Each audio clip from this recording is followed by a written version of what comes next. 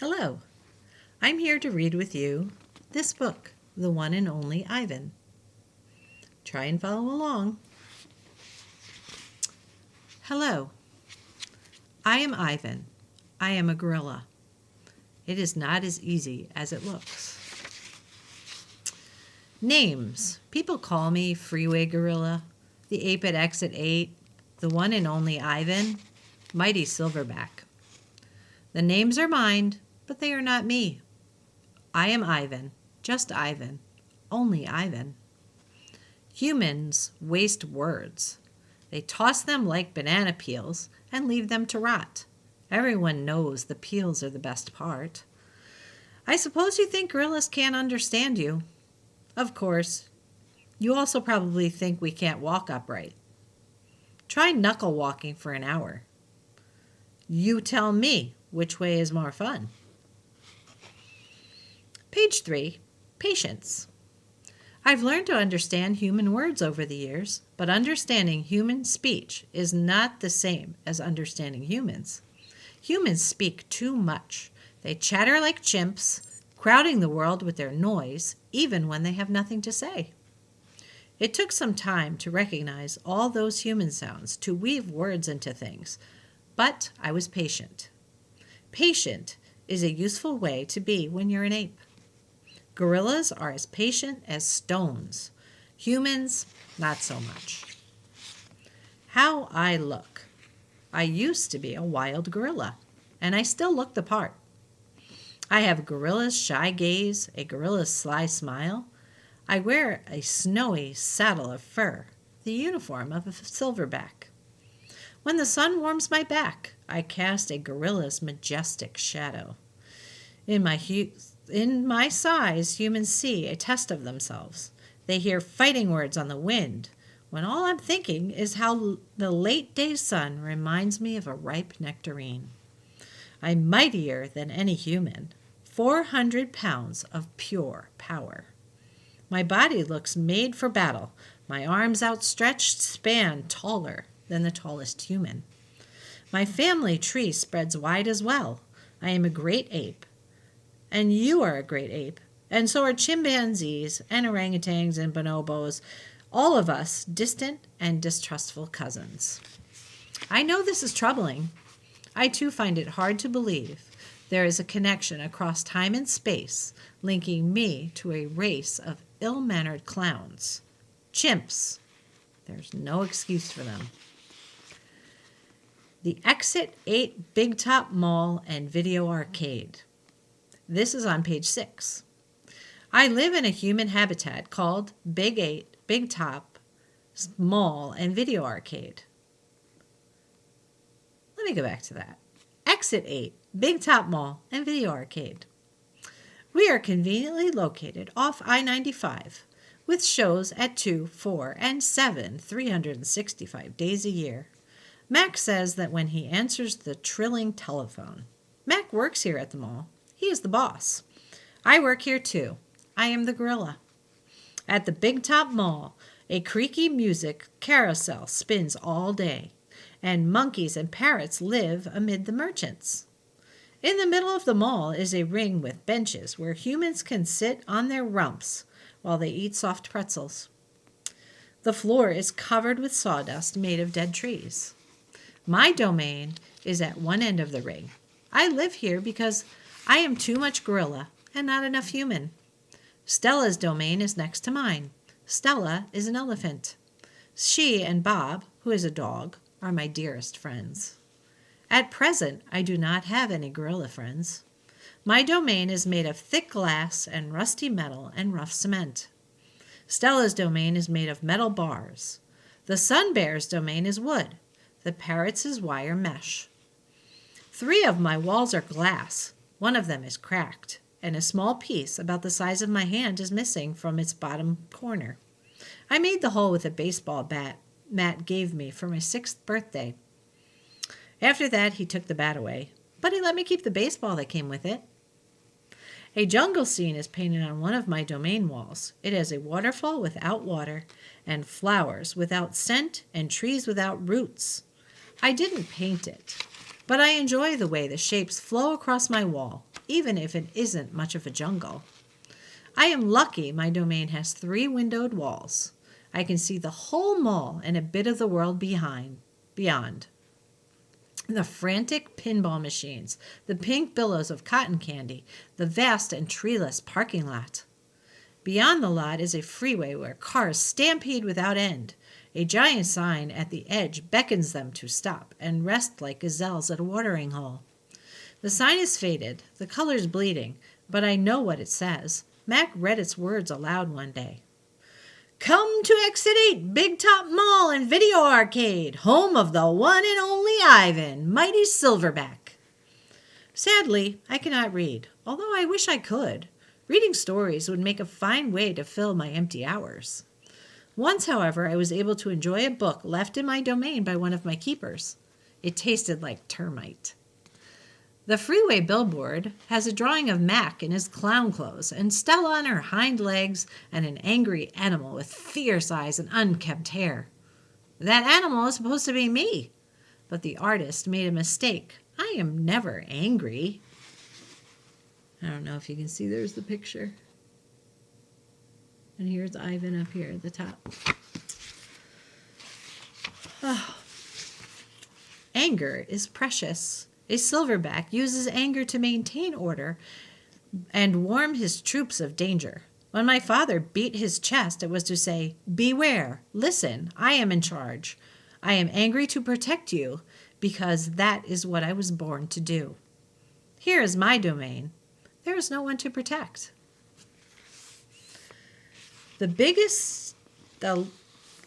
Hold on. Let me start that one over. I'm on page 11, and it's the littlest Big Top on earth. My neighbors here at the Big Top Mall know many tricks. They are all an educated lot, more accomplished than I am.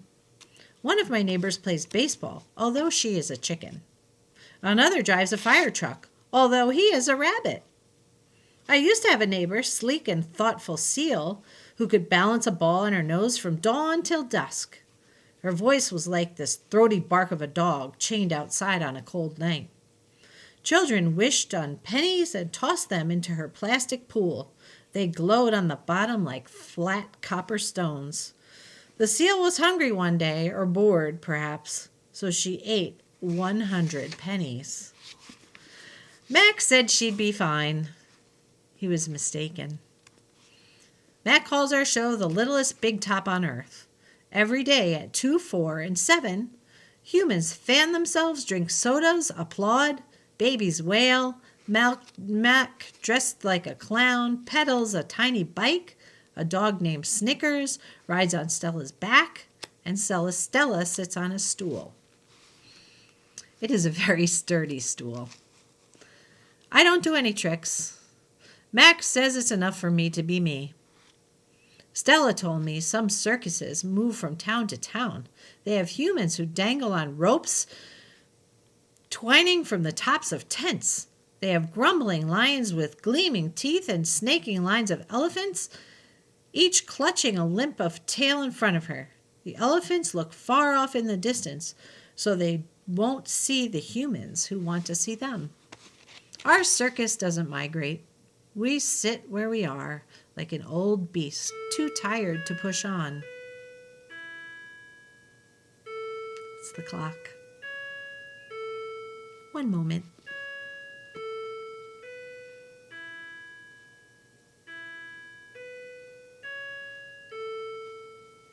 A little side entertainment. Okay, after our show, humans forage through the stores. A store is where humans buy things they need to survive.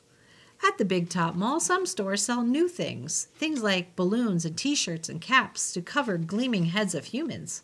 Some stores sell old things that smell dusty and damp and long forgotten. All day I watch humans scurry from store to store. They pass their green paper, dry as old leaves and smelling of 1,000 hands, back and forth and back again. They hunt frantically, stalking, pushing, grumbling. Then they leave clutching bags filled with things.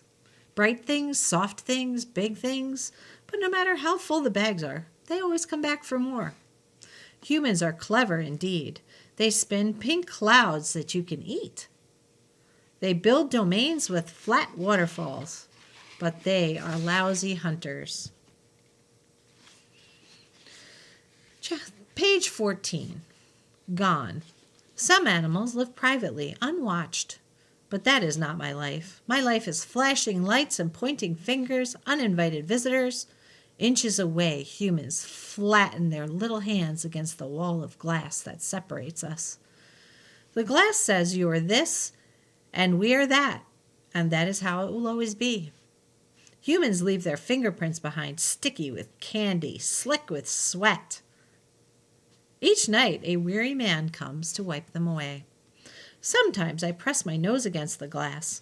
My nose print, like your fingerprint, is the first and last and only one.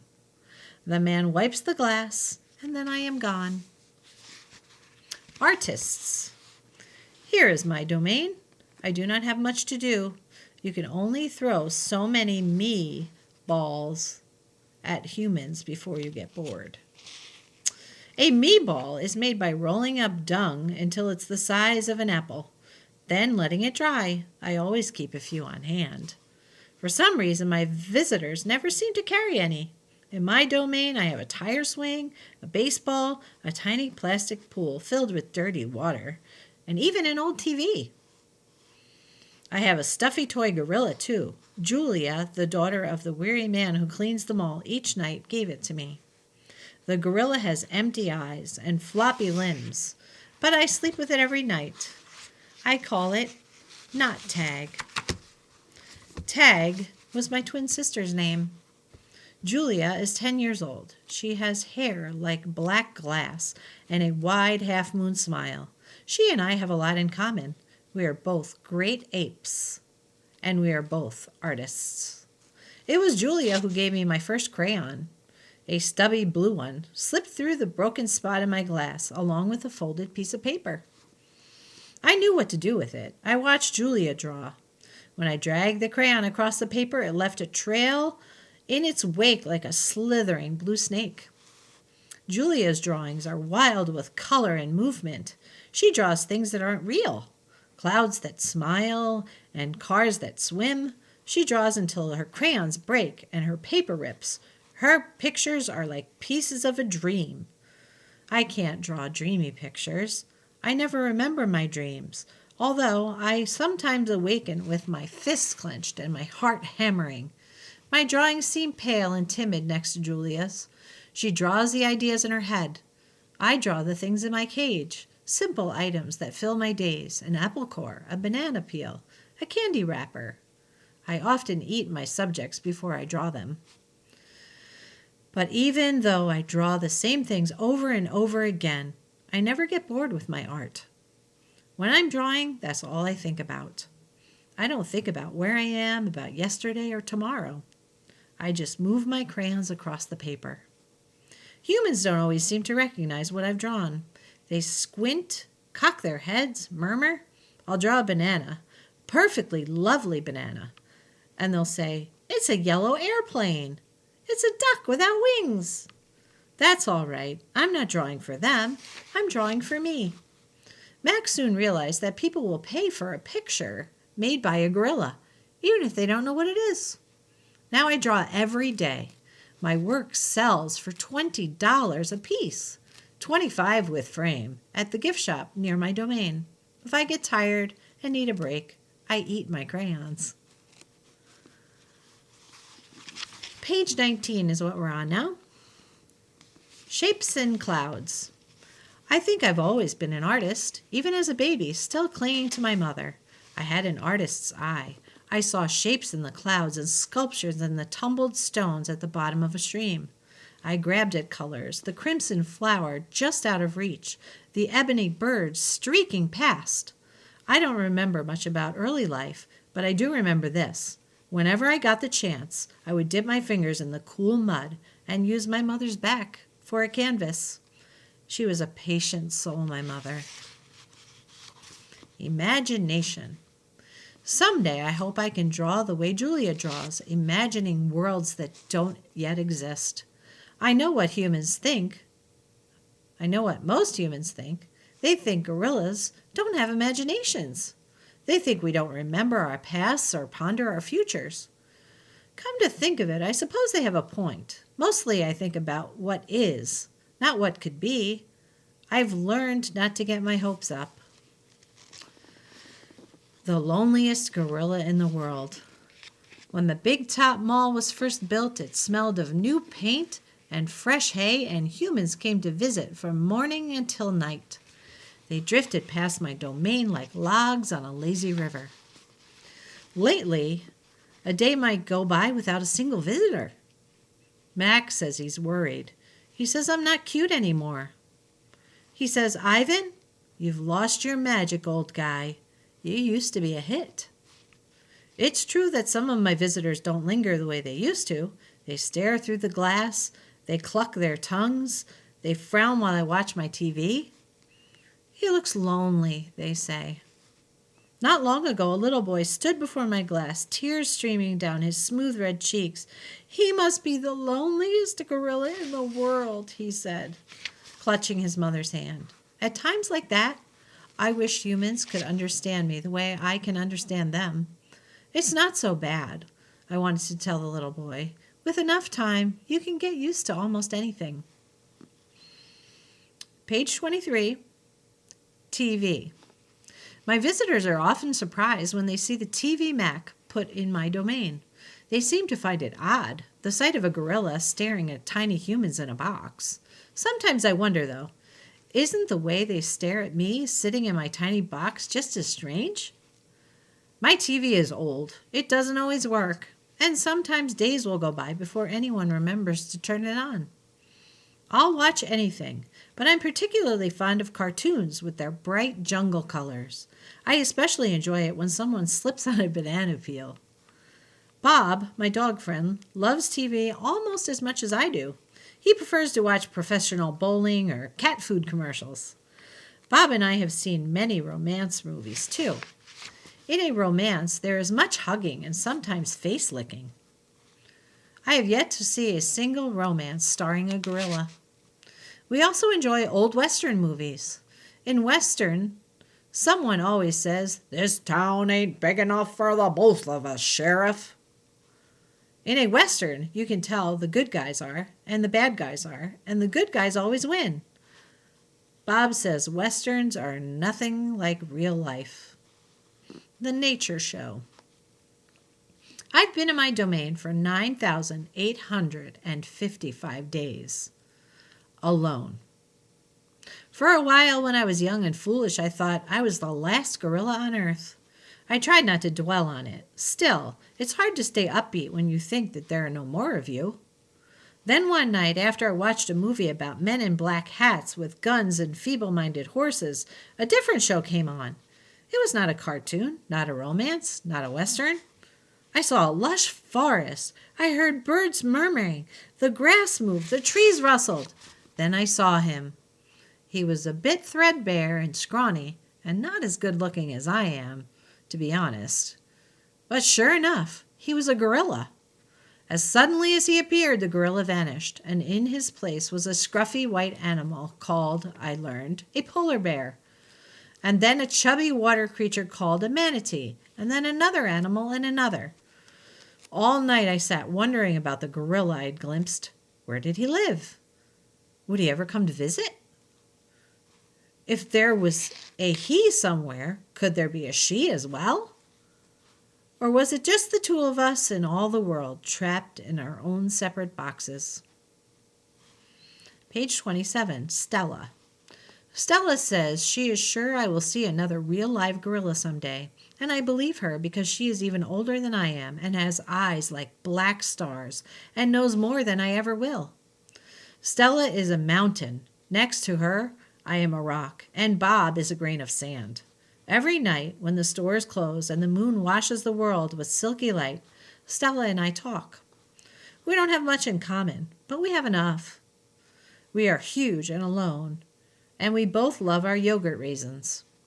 Sometimes Stella tells stories of her childhood, of leafy canopies hidden by mist and busy songs of flowing water. Unlike me, she recalls every detail of her past. Stella loves the moon and its untroubled smile. I love the feel of the sun on my belly. She says it's quite a belly, my friend, and I say, thank you, and so is yours. We talk, but not too much. Elephants, like gorillas, do not waste words. Stella used to perform in a large and famous circus, and she still does some of those tricks for our show. During one stunt, Stella stands on her hind legs while Snickers jumps on her head. It's hard to stand on your hind legs when you weigh more than 40 men. If you are a circus elephant, you stand on your hind legs when a dog jumps on your head, you get a treat. If you do not, the claw stick comes swinging. Elephant hide is as thick as bark on an ancient tree, but a claw stick can pierce it like a leaf. Once Stella saw the trainer hit a bull elephant with a claw stick. The bull is like a silverback, noble, contained, calm, like a cobra is calm. When the claw stick caught in the bull's flesh, he tossed the trainer into the air with his tusk. The man flew, Stella said, like an ugly bird. She never saw the bull again. Page 30, Stella's trunk.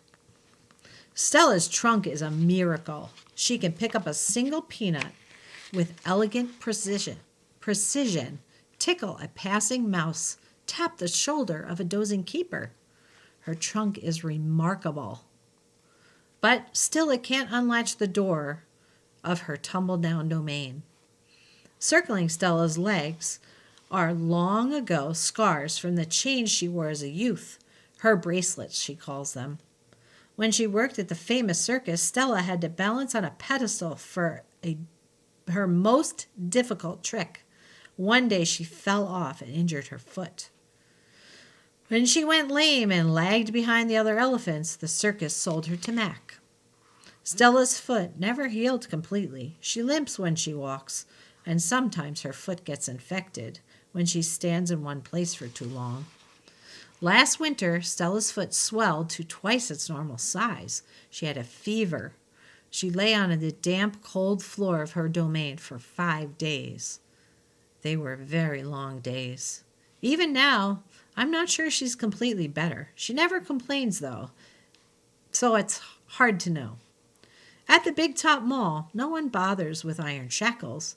A bristly rope tied to a bolt on the floor is all that's required. They think I'm too old to cause trouble, Stella says. Old age, she said. It's a powerful disguise. Page 32. A plan. It's been 2 days since anyone's come to visit. Mac is in a bad mood. He says we're losing money hand over fist. He says he is going to sell the whole lot of us. Then Thelma, a blue and yellow macaw, demands, "Kiss me, big boy!" For the 3rd time in 10 minutes, Mac throws a soda can at her. Thelma's wings are clipped so she can't fly, but she can still hop. She leaps aside in the nick of time. "Pucker up!" she says in a shrill whistle. Mac stomps to his office and slams the door shut. I wonder if my visitors have grown tired of me. Maybe if I learn a trick or two, it will help. Humans do seem to enjoy watching me eat. Luckily, I am always hungry. I am a gifted eater. A silverback must eat 45 pounds of food a day if he wants to stay a silverback. 45 pounds of fruit and leaves and seeds and stems and bark and vines and rotten wood. Also, I enjoy the occasional insect. I am going to try to eat more. Maybe then we will get more visitors. Tomorrow I will eat 50 pounds of food, maybe even 55. That should make Mac happy. So we're going to stop there on page 33. I hope you're enjoying your book.